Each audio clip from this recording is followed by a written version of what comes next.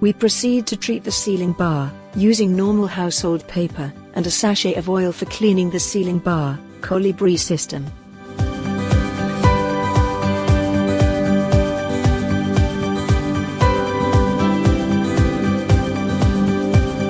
After opening the sachet, we pour the entire contents onto the paper.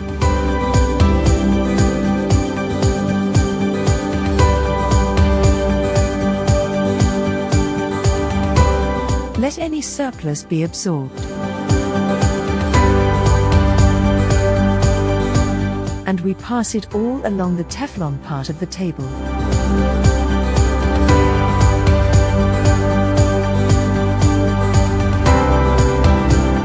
In the same way we pass it along the entire underside of the sealing bar, the one that cuts and welds the cover.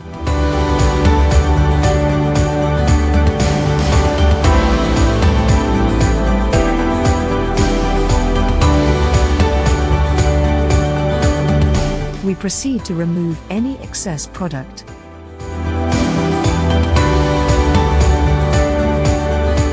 And proceed with the normal cutting cycle.